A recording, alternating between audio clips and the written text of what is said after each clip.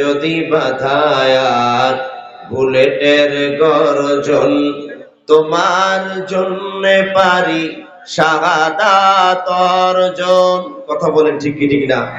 আর সাতক্ষীরার তাওহীদি মুসলমান, যে আল্লাহ তাআলা কোরআনের ভিতরে নামাজের হুকুম দিয়েছেন, যে আল্লাহ তাআলা কোরআনের ভিতরে রোজার বিধান দিয়েছেন, যে আল্লাহ তাআলা কোরআনের ভিতরে যাকাতের বিধান দিয়েছেন, যে আল্লাহ তাআলা কোরআনের ভিতরে পর্দার বিধানকে ফরজ করেছেন, সে আল্লাহ তাআলা তার হাবিবকে ডেকে বলেন, ইয়া আইয়ুহার রাসূল, হে আমার পয়গম্বর, বাল্লিগ মা উনজিলা ইলাইকা মির রাব্বিক, আমি রবের পক্ষ থেকে অমীয় বাণী কোরআনের শাশ্বত বিধানগুলো মানুষের দ্বারা দ্বারে পৌঁছে দেন।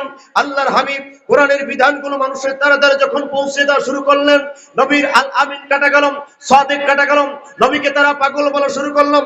শুধুমাত্র পাগল বলে তারা ক্ষান্ত হয় নাই, আল্লাহর নবীর জীবন নাশ করার মতো ষড়যন্ত্র ওই মক্কার কাফের বেঈমানে লিপ্ত হয়েছিল। ওহুদের এই প্রান্তরে সাহাবারা নবীর দিকে তাকালেন, বৃষ্টির মতো তীর কাফের নবীর দেহ মোবারকের দিকে ছোড়া শুরু হয়ে গেল। আল্লাহর নবীর সাহাবারা বুকে তাজা রক্ত ওহুদের ময়দানে ঢেলে দিয়েছেন, চতুর্দিক থেকে বৃত্তাকারে দাঁড়িয়েছেন, বুক পেতে দিয়েছেন, ইয়া রাসূলুল্লাহ ওয়া ইয়া হাবিবাল্লাহ, আমাদের ধমনীতে এক বিন্দু রক্তকণিকা থাকা সত্ত্বেও আল্লাহর হাবিবের গায়ে শরীরে তীরের আঘাত লাগতে পারে না। সাতক্ষীরার কলরার মুসলমানদের দীপ্ত কণ্ঠী মানে আওয়াজ দেখতে চাই, এমন কোন মুসলমান আছেন আল্লাহর জমিনে, এই বাংলার ময়দানে এক কুলাঙ্গার নাস্তিক বেঈমান আমার নবীর শান মান ইজ্জত মর্যাদা নিয়ে কথা বললেন, আমরা সুনিশ্চিত মৃত্যুদণ্ড দাবি করবেন কারা? দুটো হাত আল্লাহকে দেখান তারা।